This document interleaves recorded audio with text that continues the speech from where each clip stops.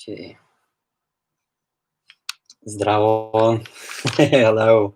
Nice to see you. Hello. Wow. Good to see people already arriving. I'm just going to start on Instagram and then we should be ready. Cool.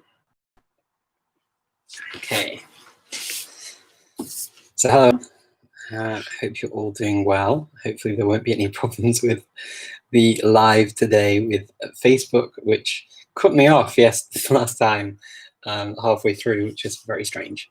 But yes, I'm here again, and we're talking languages, which is always a lot of fun.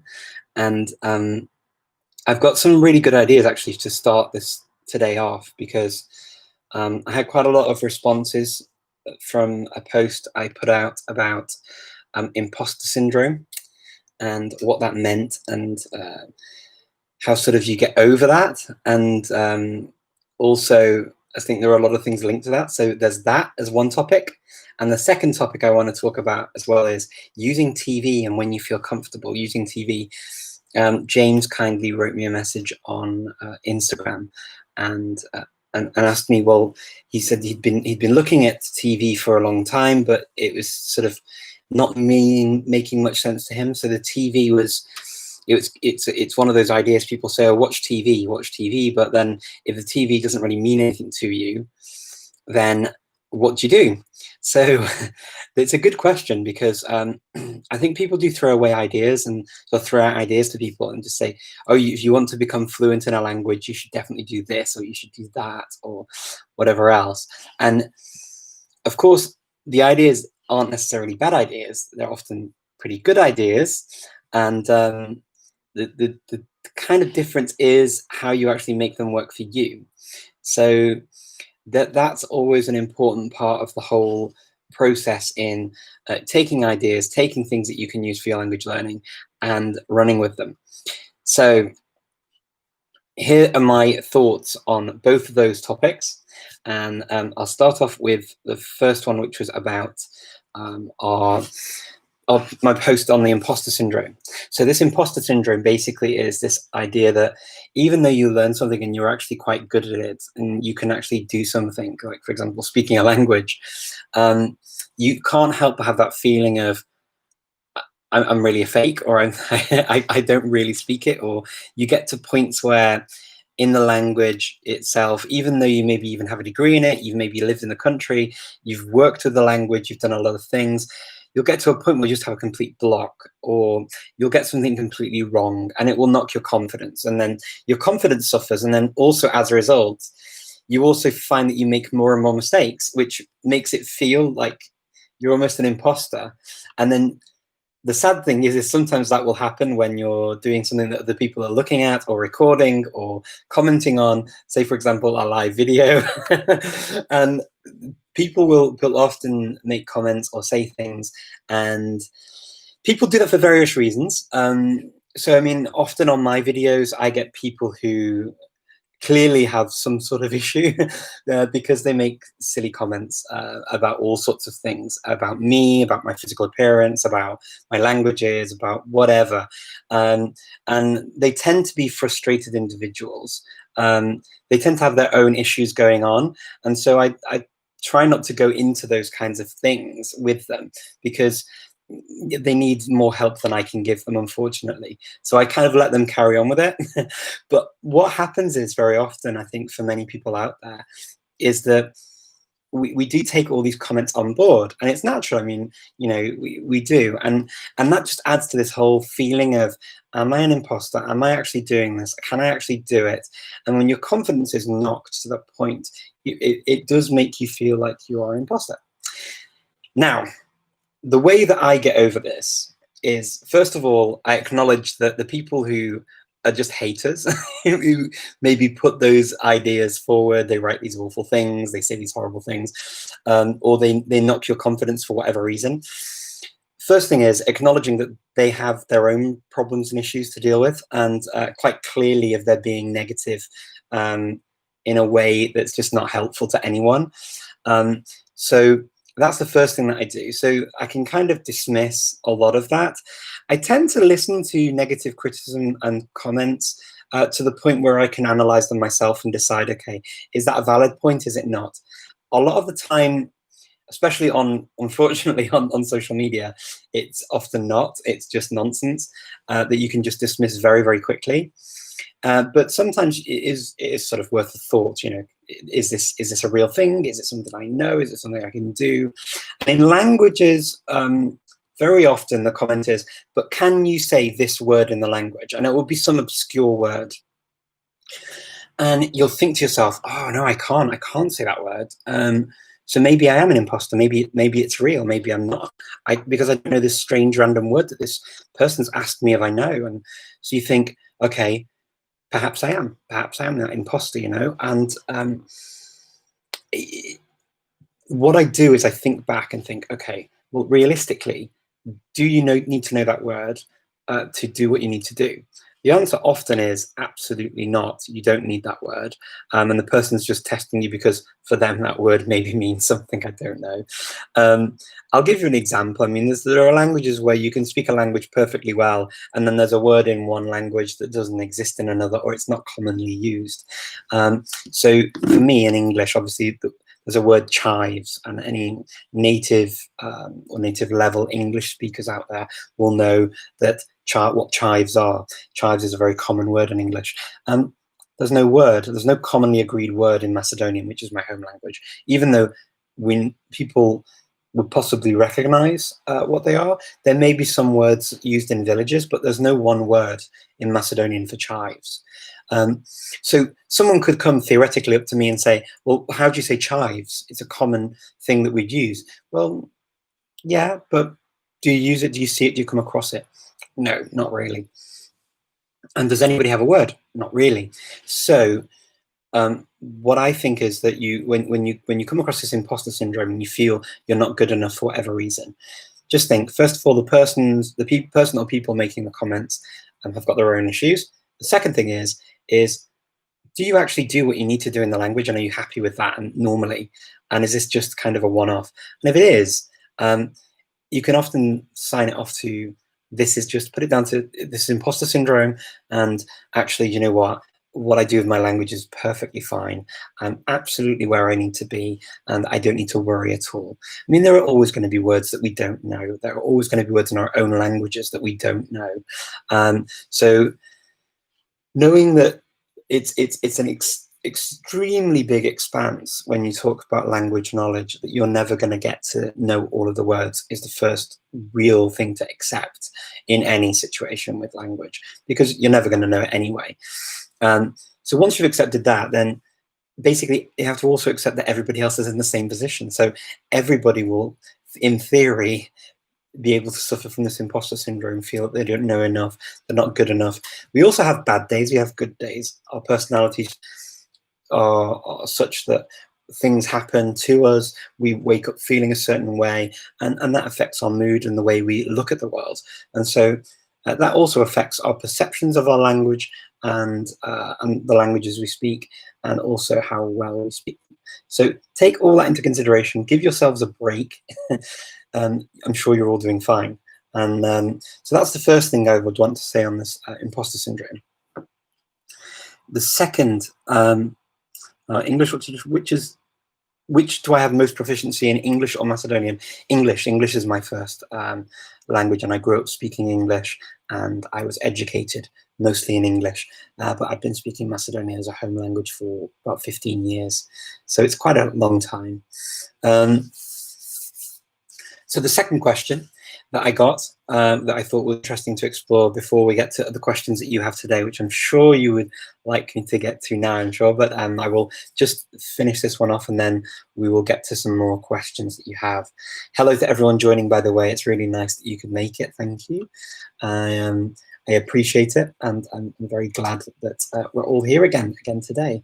So the second question that I had was about TV and watching TV. Someone wrote to me and said that if they watch TV, they don't understand it, and they've been trying to watch it for ages, but it still doesn't sink in. So there are a couple of things that I think about TV. part of it is input. So input in language is probably the most important thing that we do in terms of listening and helping us repeat things. TV is a great tool to use. TV, any kind of films, any kind of series, they're all really good to use because it gives you instant and entertaining input that will stick in your brain. Now, it does a number of things. First of all, it helps you with the melody, the porosity of the language, and therefore the pronunciation and the potentially even your accent and reproduction of the language. So there's that. Second thing is it repeats structures over and over and over and over again. And because it's written for TV, they tend to be based on the types of conversations we have outside. So particularly series, if you're watching soap operas, those kinds of things, the kinds of vocabulary will be the most common, and you will be able to pick up a lot of it quite quickly. Now, some languages are very, very different. Some are a little bit trickier to listen to when you hear them. Some are easier than others in that way. It just depends on how the written word and the spoken word differ. So a language like French, for example, tends to be quite difficult to pick out the words, the sounds as it's written, because the two don't correlate. A language like Finnish has a diglossia. So Finnish, for example, is written in a standard Finnish in one way, but spoken Finnish is very different. You also see this with sort of other languages like Welsh. If you learn Welsh from sort of an old-fashioned textbook, and it's all just about the written word, then it's not quite the same as how people speak Welsh on the street. You get a number of languages like this where there's a difference. So sometimes when you watch some of these things, it's quite tricky to put the two together, and it makes it a little bit trickier as well to understand. That's normal, that's fine. One of the recommendations I have is to watch TV or films or series, whatever, on things like Netflix or just on YouTube if you can do it, and if you put subtitles on. So the subtitles help you to read. Now, if you do this, there's a really important caveat that I have to point out, and that is that you don't just put the subtitles on and read the subtitles. You actually actively listen as well. It takes training and it takes time to do it. You need to really train both things of the reading and the listening at the same time.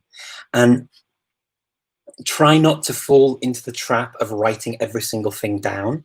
The reason I say that is because the idea of this active input that you're looking for is you need to have things repeated many, many, many, many, many times in a language before they become part and internalize them, become part of you and your knowledge.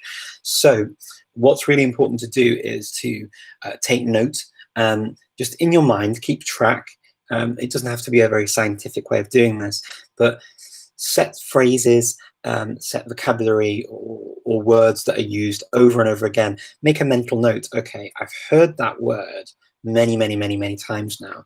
So therefore, if you can't remember it for whatever reason, then maybe write it down, maybe. But what I would say is it will become a normal part of just what you're used to listening to or reading. And this is one of the reasons why I really rate the link application, because you read a story, you listen to the story, and you can see what words mean if you don't understand the word. And it's funny how words go into your head.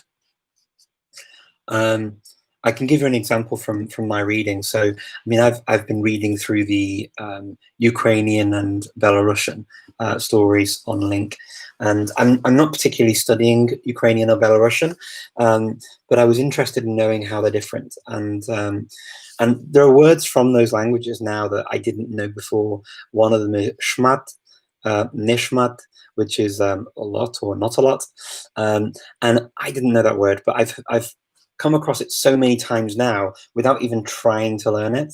I know the word. It's just been repeated in pretty much every single story that I've read or heard. So there are definitely words like that will stick out.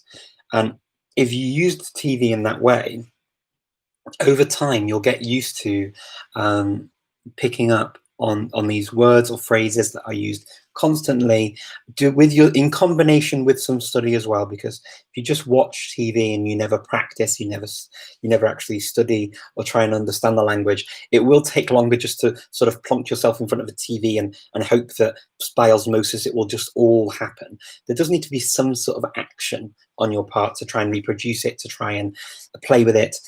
You need to play with the language too. It's not going to be just sort of osmosis. It goes from the TV into your head, and that's it. You speak the language. Of course, for some languages, it might be possible to get to an okay level doing that, but it's going to take a lot longer. So I definitely recommend that you do something actively as well, like study, or and at least try and reproduce something every now and again, even if it's on your own. And that's kind of what I did with the languages that I've done. I learned Dutch, and I learned Serbian and Croatian from TV subtitles, and I basically used to read the in the language and listen to the English. Usually it was English, and I'd watch programs like Friends, programs that were just I knew and were easy for me to understand, and there was nothing particularly challenging in the content.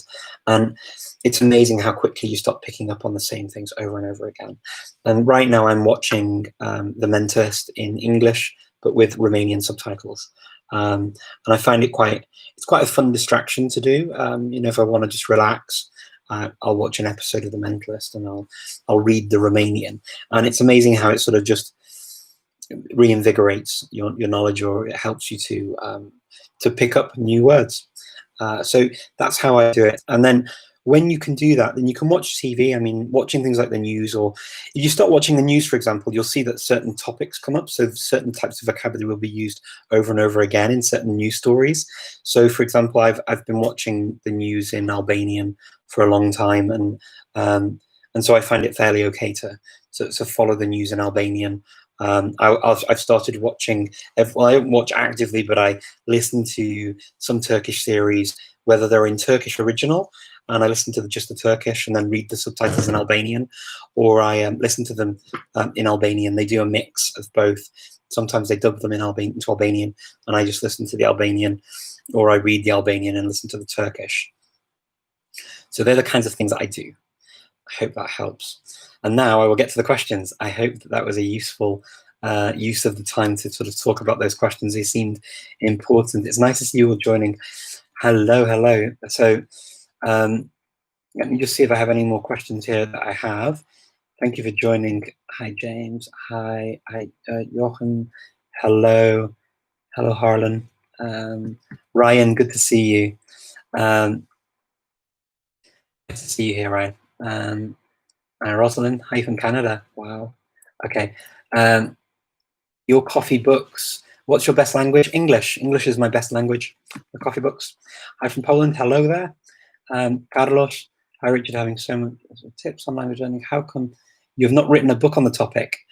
Have you considered the possibility? Yeah, actually, do you know what, Carlos? I have considered writing something about learning languages.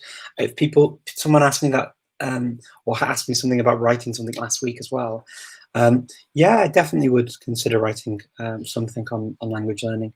If people find that interesting, I'd be happy to. Just need to find time. Time's my killer, unfortunately. Muy buenos consejos, muchas gracias, lo agradezco mucho. Muchas gracias. Gráfico de datos. Muchas gracias. Luis, Richard, how did you learn Swedish? I learned Swedish at university in the United Kingdom. I did 2 years of Swedish at university in the UK, and then I studied a little bit on my own, and then also I studied in Swedish at Swedish University as well. So that helped me with my Swedish quite a lot. How's my Scots going? It's not started yet, Martin. It's going to start next week. It was put back a week. So I'm looking forward to my Scots lessons. It's going to be a lot of fun. Do you find any utility in learning dead languages like Latin? Christopher, I think that it can be really good to learn some languages like Latin. I personally haven't spent much time on Latin. I would like to. I always look at it because I love the sound of Latin actually when it's spoken. I'd like to actually speak Latin because there are some groups of people who speak it. Um, but yeah, I think there is some currency in doing that. I've studied the only dead language that I've studied is Old Icelandic, Old Norse. That's the only one. The rest of them, no, and then a little bit of Latin on my own, but not formally. Unfortunately, when I was at school, I wanted to do Latin, but there weren't enough kids interested in doing it. So I had to do other subjects, unfortunately. There were only two of us wanted to do it, and they wouldn't run it for two people. Hej Olga, hur är läget? Okej, språksmål kan vi prata.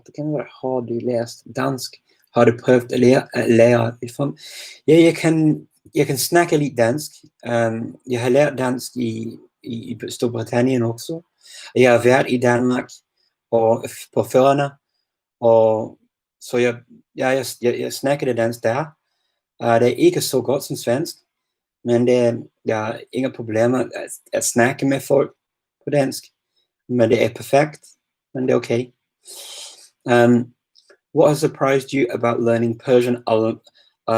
That it's I don't know what surprised me, Ryan. I think it's taking so long. I feel like I've been at it for years. It's only been like a month and a half maybe, but it's taking a while. What's surprising me probably the most is actually the amount of words I know from Turkish and Macedonian that are actually Persian in origin. So I learnt that the word that they use for a tin, like a tin of beans or something in Persian is, I think it's hutia, huti. I think it's something like that. I'm trying to get it wrong right now. I've only seen it once or twice. But it's like the word kutia that we use here, or kuti, that we use in this part in the Balkans to mean box, and so they're clearly related. Those words. Then there are words that I knew were related, like pencere, which is pencere is a word for a window in Persian, and it's pencere in Turkish and also in southern dialect of Macedonian on the Greek border. In Bitola, they use pencere as well. For window, we have three words in Macedonian for window. We have pencere, jam, and prozorec. So jam is another word that came through from Turkish, and it's also in Romanian and a few other languages as well. So yeah, we've got a few of those cool words. But yeah, I've learned a lot of things like that. Things like I think it was. I learned that kırmızı, which is the Turkish word for red, is also in like some of the colors. Like kırmızı is, I think it's kırmızı in Persian. So some of the colors are also the same. I also learned that some of the Turkish days of the week are actually Persian, which surprised me. So çarşamba, perşembe, they're both Persian words. So that surprised me a little bit. Oliver, can you recommend any good flashcard sites? Hands up, I don't really use flashcards very much, I've got to be honest. There are a number of them that people swear by. Anki is the one that people tend to swear by quite a lot. They like that. But there are a number of them. I wouldn't, but I don't really use them actively myself anymore. I used them a lot when I was a lot younger, but not so much now. Now I kind of just rely on input more and sort of an abundance of input.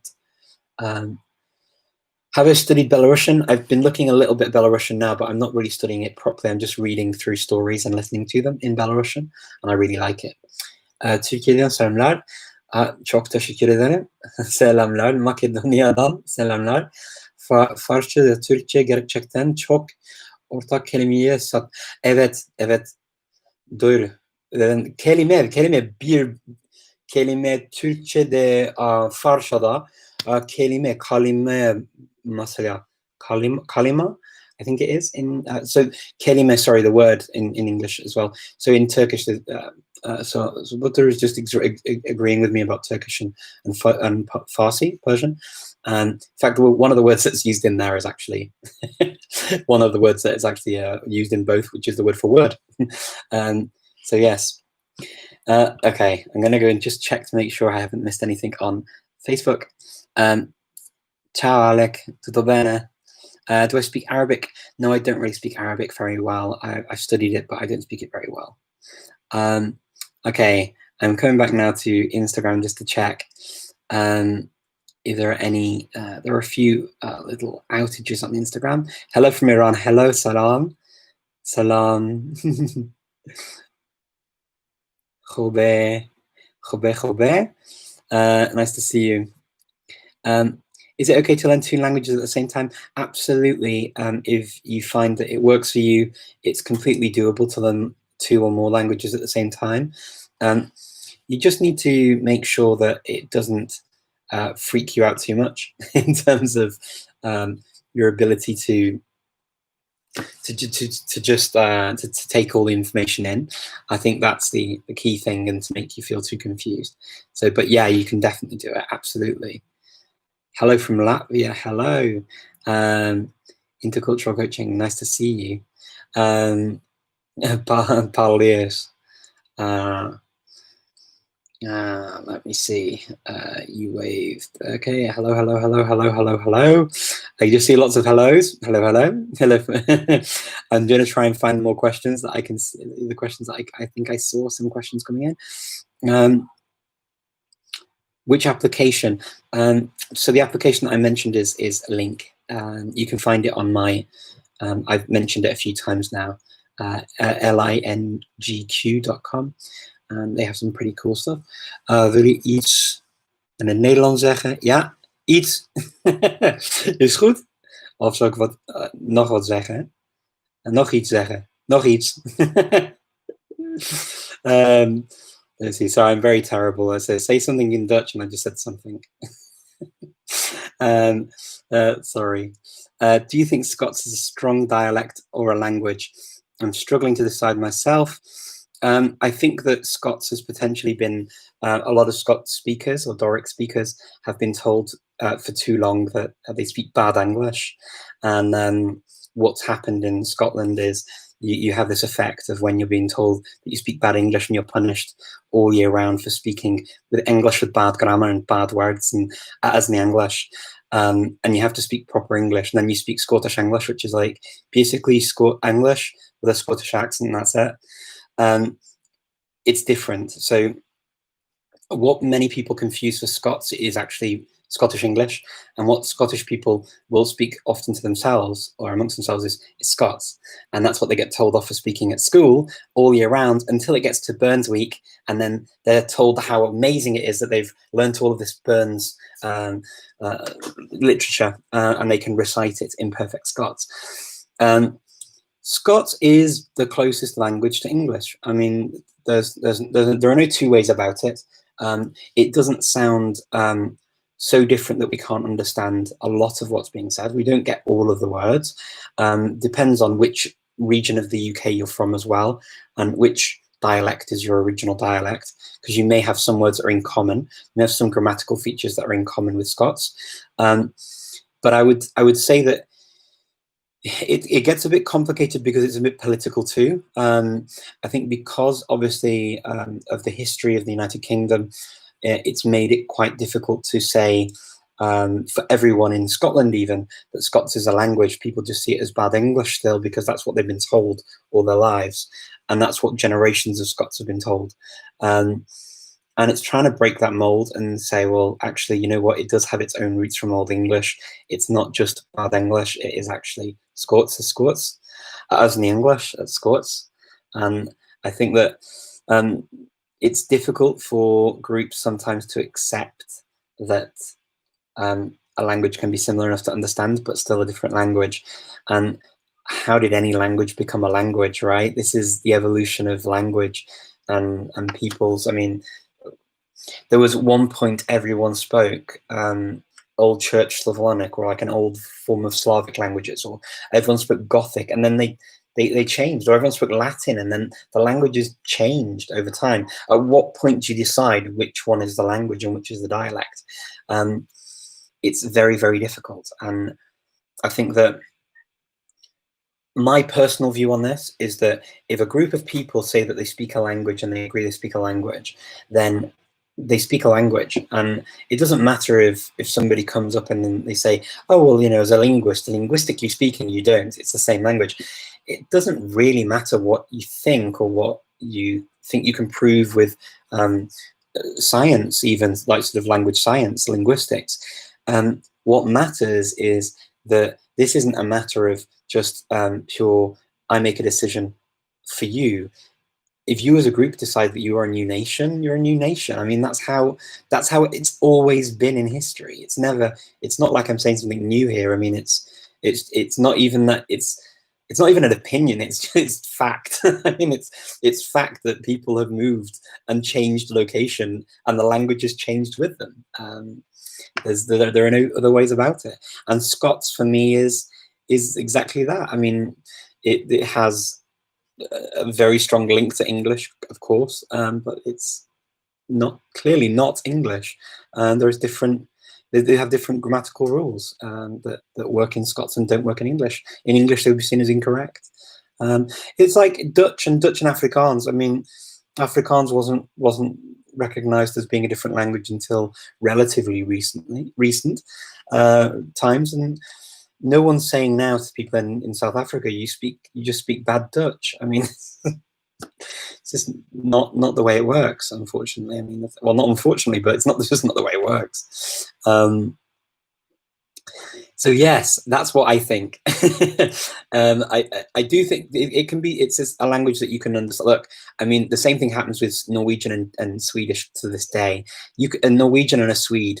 If someone from Gothenburg travels to Oslo, they can speak Swedish and everyone knows what they're saying. It's not, but no one's sitting there going, Swedish isn't a language or Norwegian isn't a language. It's absurd. I mean, they're accepted as languages, but they have the same kind of situation going on, that if you got two Swedes together or two Norwegians together, if someone then came and tried to join in that conversation, it would be very difficult to understand everything, or at least to have a joke with them properly. And the same thing would happen if two Scots were together and someone came up from London and two people from Glasgow were talking in broad Scots. They wouldn't follow everything that they're talking about. I mean, it's just fact. And we get that a lot in the Balkans as well. People often say Macedonian's not a language, it's Bulgarian. I mean, I've had many experiences where Bulgarians don't follow what we're talking about, and vice versa. There have been situations where Macedonians haven't followed Bulgarians. Yeah, I mean, it's just, people don't like to admit it, but it is what it is. It is what it is. Look, as well, it doesn't really bother. I mean, I don't have a dog in the race, if you know what I mean. But yeah, I think that people have the right to determine it's a language or not.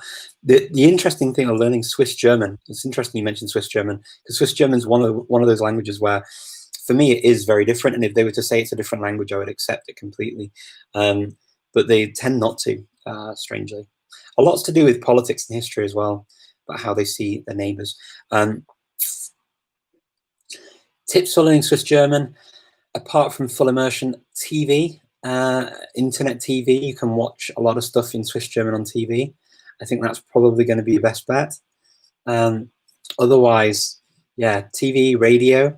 You can get Radio Garden as an app and find Swiss channels and listen to it. Se pudiera decir cómo aprender inglés más fácil. Más fácil que qué. Es que aprender un idioma más fácil depende de lo que estás haciendo ahora. Entonces, para mí, creo que la cosa más importante es escuchar mucho, también practicarlo, hablar con la gente, intentar también hacer frases en tu cabeza, intentar también pensar en lo que quiere decir, porque eso son cosas imprescindibles para poder expresar lo que tienes en la cabeza. Y eso es la cosa de hablar un idioma, eso es lo que significa realmente, es que expresar tus pensamientos, tus sentimientos así, para que pueda otra persona entender lo que estás diciendo. Así que por eso creo que eso es la cosa más importante, pensar en el idioma. Y eso no te cuesta mucho, pero cuesta mucho. Porque es una cosa que tienes que hacer cada día para hacerlo bien. Suerte con inglés. Tips for Welsh. Welsh it depends where you are in the world. If you're in the UK, or you can get access to UK websites, Then BBC, the BBC have really good learning materials online for Welsh, so I would recommend that you start there. If you can get to a Welsh class, I'd recommend going to an Ulpan class for Welsh. It's a very, very good course, and you can just carry on and go through the Petlach and Uwch and whatever else. I can't remember all of the levels in sequence, but got my Storiol, we've got all sorts of levels in Welsh. So go through those if you can. Hello from Israel. Hello. The app was a link that I was talking about. Link, LINGQ. Say something in Welsh, Rhywbeth. Something in Welsh. Yeah, between you. Oh, you say something in Welsh. That said, say something in Welsh. Sorry, I was reading the English too fast. Yes. Do you speaking at Oundle? Tommy, yes, I went to Oundle School and I spoke there. It was a lot of fun. I really enjoyed it. Have you been learning any Gaelic? No, I've not been learning Gaelic. I've seen bits of it, but I've not studied it properly. Maybe one day. Do you know any good resources? What's this? Doing any good resources for upper beginners or interested in Serbian Croatian? Maybe podcasts, for example. I've never heard of any podcasts for Serbian Croatian. To be honest, I don't know. If anyone knows, please do put in a link or let us know. I mean, I've kind of just had overexposure to the language, so I've just been learning it or hearing it for a long, long time. But I would say that probably starting to get some look at the news if you're upper beginners. Link has got good stuff. You can start looking at the Croatian course. There are some mistakes in the Croatian course.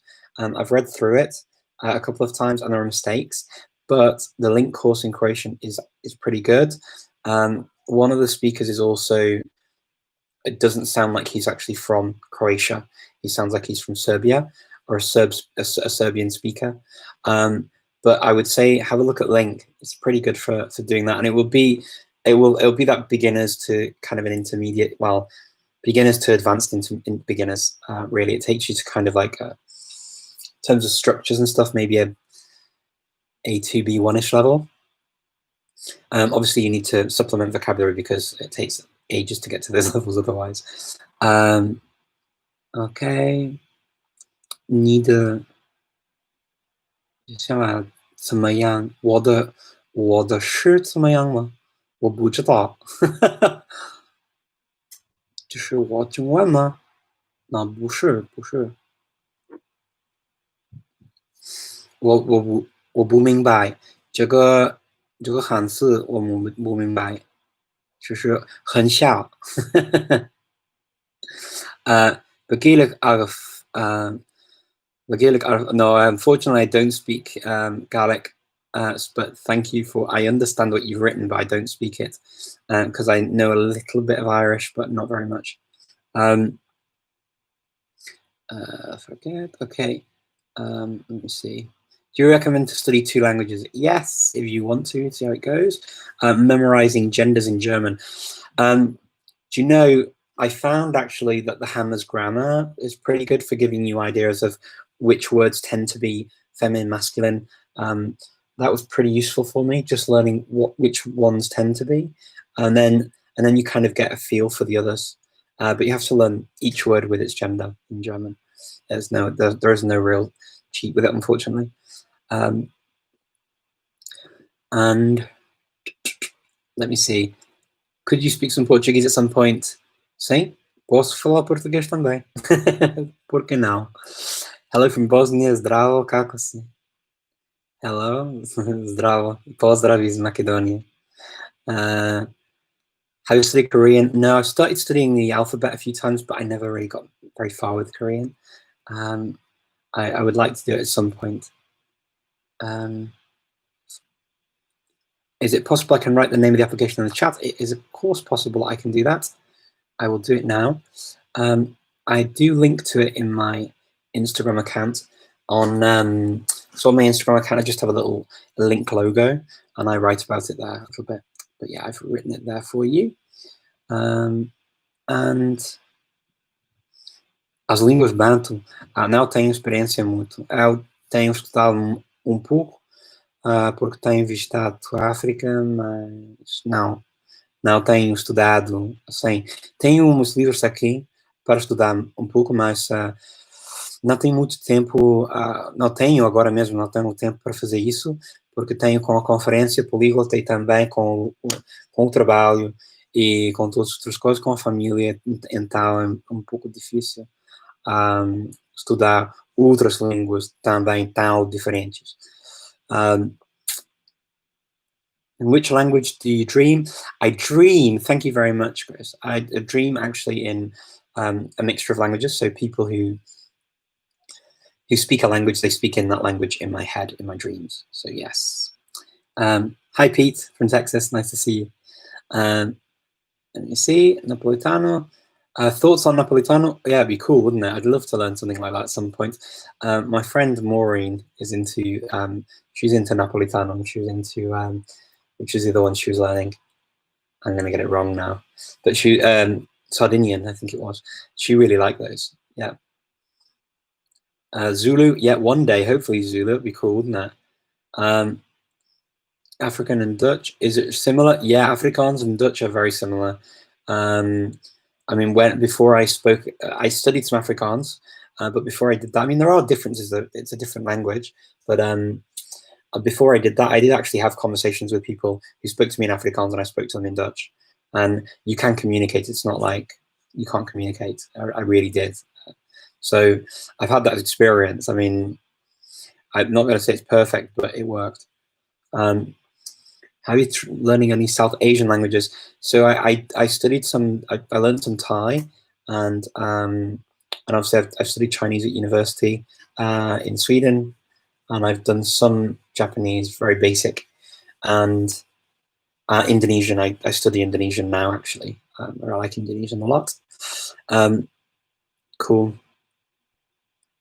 How do you start a conversation using foreign language with a group of strangers when you're an introvert? Oh, wow. That's a very, very good question. I think I need to be an introvert to answer that properly. I would say as an introvert, but not just an introvert, even for an extrovert, to just join in a conversation with lots of people is difficult. And it takes a lot. I would say that the best thing to do, and the thing that I've always often done, is actually join classes. So I normally learn a new language in a country where I'm learning language. So in the Netherlands, I studied Greek so that I could practice my Dutch. I wasn't really there to learn Greek at the time. I was there to practice my Dutch, because first of all, you know that the people are going to have an interest in common with you. They're interested in learning a language. Or if you like something else, then whatever else you choose to do. Could be I did salsa dancing, for example, in Czech Republic. And I did the salsa classes in Czech. But it could be anything you want, anything you're interested in. And I think that's probably a good way, because it gives you a reason to be talking to them, and it makes sense to be talking to them if you're doing that. Language classes are cool. So if you're learning a language just in a different language, just don't stress yourself out with trying to actually be perfect at the other language you're trying to learn. You're there really to practice the other one, because you find that people fall back to the common language in the group. And yeah, I spoke a lot of Dutch that way in the Netherlands, just by learning Greek. How's my experience learning African languages? I think I've had that question. I'm sorry if I... Do I speak Hebrew? רק קצת עברית, אלי. אבל אין לי חברים מן ישראל עכשיו, מקדוניה, אבל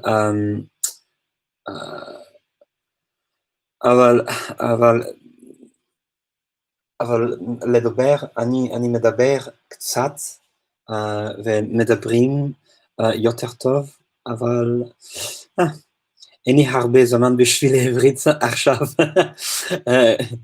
עם העבודה שלי, גם עם המשפחה שלי במקדוניה, אין לי הרבה זמן בשביל את השפה הזאת, אבל אני רוצה לדבר יותר טוב. Let's see if you write the application. Okay, that was it. I think I got to those questions now. Let me just try and go back and make sure I haven't missed any other questions. Let me see. Da-da-da-da. I'm doing my best, guys, with these people with these. I'm sorry that it's. I'm not ignoring your questions. I just have an awful lot of questions on a lot of different channels. Also, let me see here. So, I'm looking at my YouTube questions. Spies are supposed to. Some people have removed a lot of their questions. I'm guessing that somebody has either given up. Shamai, sut mae bywyd? Iawn, diolch. Sut mae pethau'n mynd, Lewis? Ti'n iawn?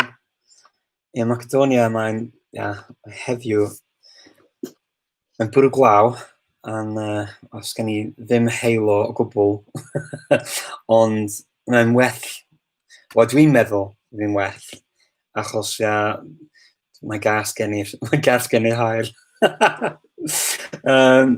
So let me see. If you watch TV show in more than one language with subtitles, do you find it easy to mix them up? Not really, James, because normally it tends to be a language I speak well. So one of the languages is a language I speak well. And that's the key with that. Fantastic, yeah. So that was what you should definitely do. Have I studied Urdu, Edward? No, I've not really studied Urdu. I can say a few words in Hindi and Bengali, but I've not studied properly.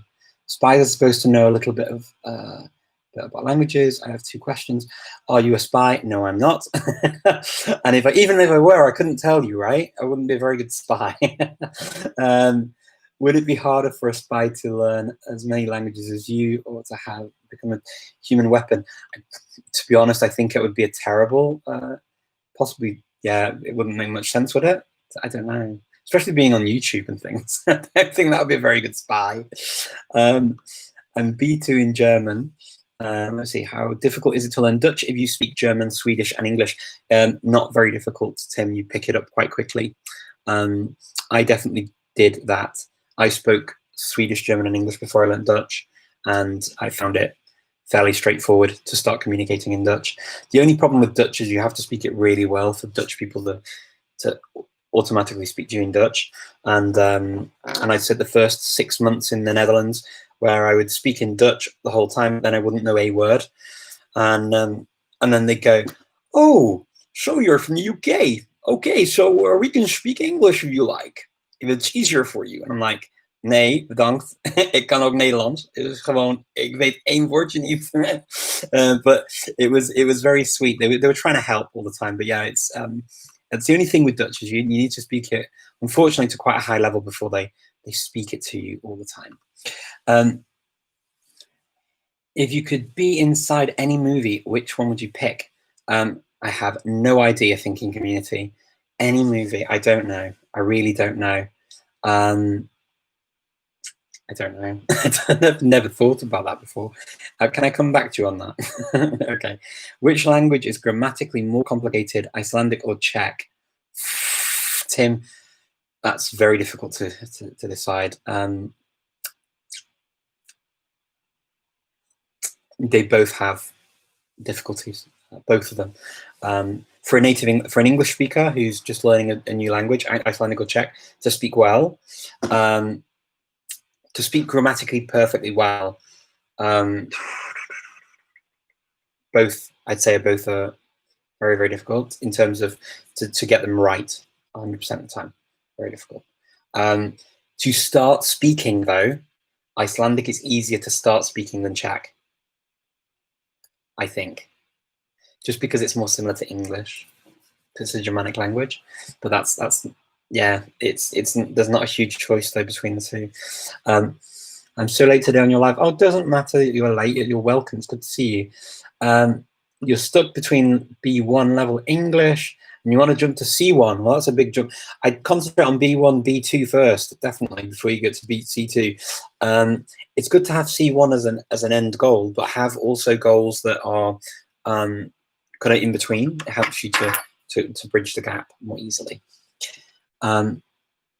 Advising someone around 700 hours Polish study time, planning to start learning Ukrainian soon. Try it out and see how it works. If you speak Polish and you've done that much study of Polish, try it first and see what it's like. I find Polish and Belarusian so crazily similar to Polish and Russian for me. I always said that I would never study Ukrainian or Belarusian because I just found them too similar, and even Belarusian and Ukrainian are just crazy similar for me. But yeah, give it a try and see how it goes is what I'd say. That's how I say about any languages that are similar, and see how you feel. You can always stop and start again. It's not the end of the world. But yeah, it's a challenge to speak two languages that are similar well. How do you improve writing skills? Write, definitely. Practice writing, write a diary, practice writing diaries, something like that. All right, what you're doing during the day. My opinion on TEFL courses, I actually did a TEFL course. So I did a TEFL course many years ago in Czech Republic, and I think they're pretty good. It's good because it gives you a good basis on which to then teach language through the language.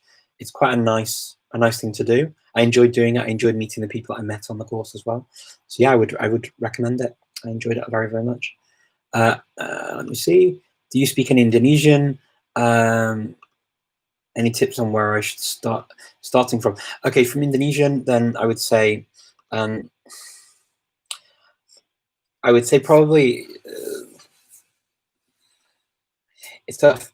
So you could get a generic book like one of the Teach Yourself or Asimil or Colloquial for Indonesian in the beginning. A good book that I used at one point was Tuttle. Tuttle's Indonesian book was pretty good. And then I use Link for Indonesian, and I just meet with my teacher once a week, and we speak in Indonesian for an hour, and I just talk about what I'm doing, about my life, and about what I think about things, and I found that quite useful. Any tips for starting out with small language that doesn't have structures, like learning Cantonese? Okay, Cantonese at the moment. So Cantonese is on Link actually, James. So if you want to check that out, then that will give you some extra material, because I know that is a problem. Ollie Richards also was looking at Cantonese, and it is a tricky one. I have another friend of mine as well, and he is also looking at Cantonese, and it is a bit of a pain with Cantonese, I think, from what I understand. Hello from Brazil. Hola. How's my Turkish going? It's going okay. The Turkish is going okay. There we go. Thank you, Malet, for understanding that I'm switching between different questions. I just need to make sure I get a range of questions. Thank you for explaining that. I definitely don't ignore people on purpose. Absolutely not. Okay, dead languages.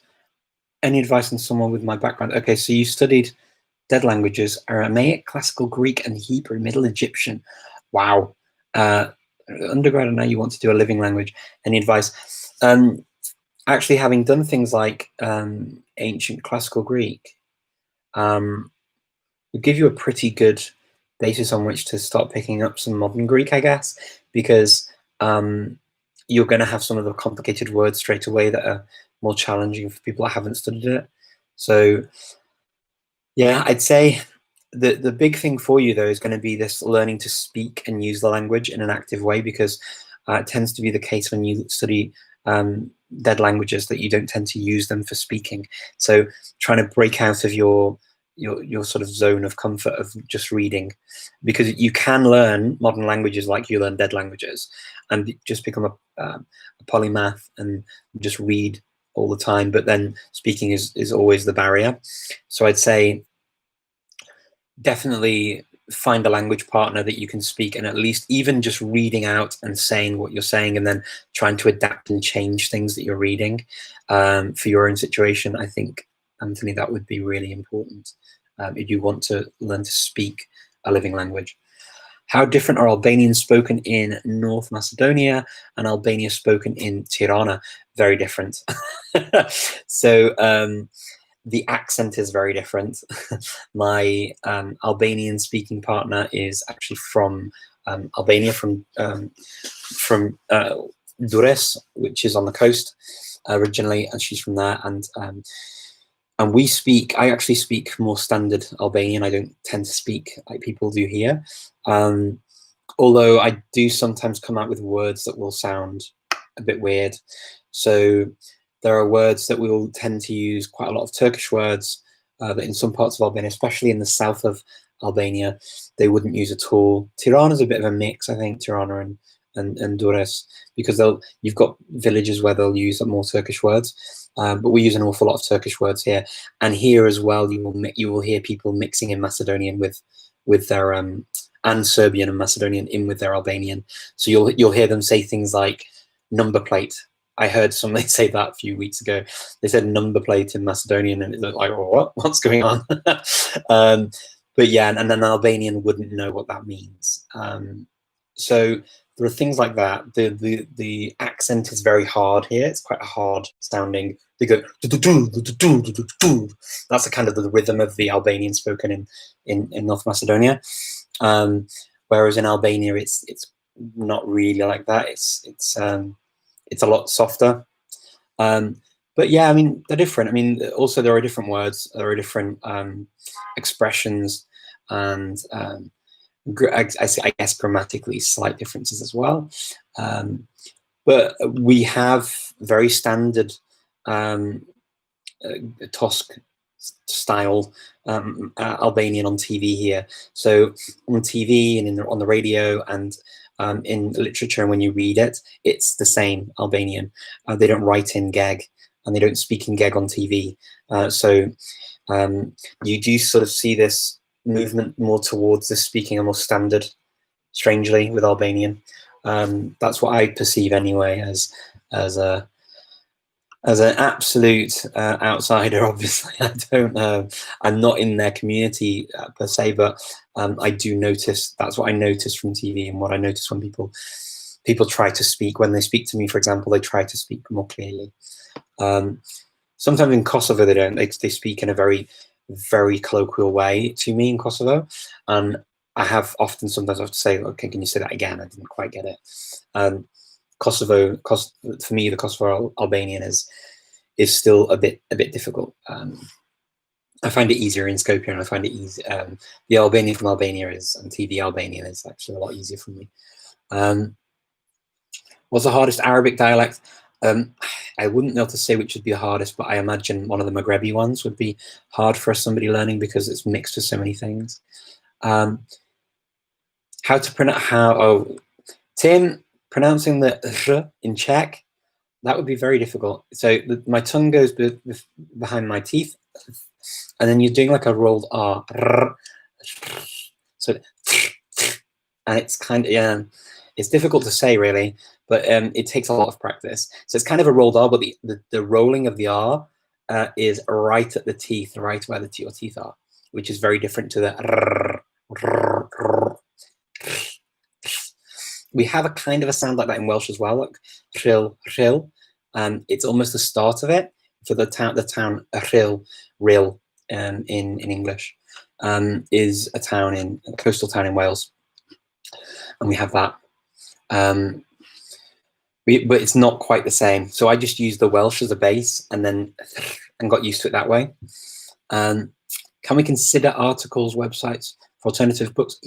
Yes, I guess so. How many? Okay, let me see. Do a lot of Macedonians speak 3 or more languages? Tim, yes, absolutely. So many people, many Macedonians speak a number of languages, particularly if their mother tongues Albanian or Turkish. They tend to speak those, plus Serbian, plus Macedonian, plus maybe English or German or something as well. So yeah, very often.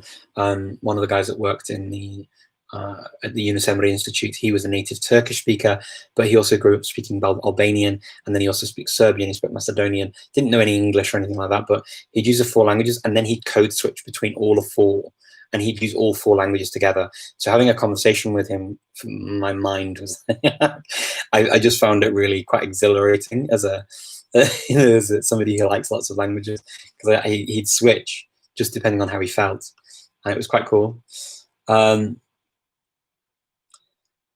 Okay, I'm going to try. Having difficulty identifying differences between the ch, and sh in Serbian Croatian. So the ch is more to the front of the mouth. The ch is a ch sound, more of a ch like in English, the church, but the ch is is not so hard, and it's kind of you move your tongue further forward to where your teeth are, ch ch, and it's not as hard. So does that help, Marlet? That's kind of the difference, is that it's not as hard. Ch ch. Polish, well, Russian be difficult for me. No, if you're Polish, Russian will not be that difficult for you. No, you'll find it quite similar. I would actually recommend that you get the, there's a great book for it.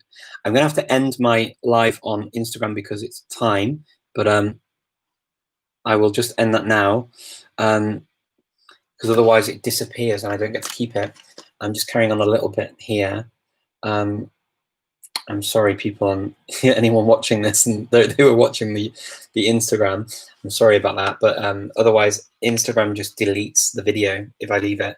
I'll just finish off a few of the questions though. Do you speak any Dravidian languages like Tamil? No, I don't, unfortunately. But one day, hopefully, I would learn.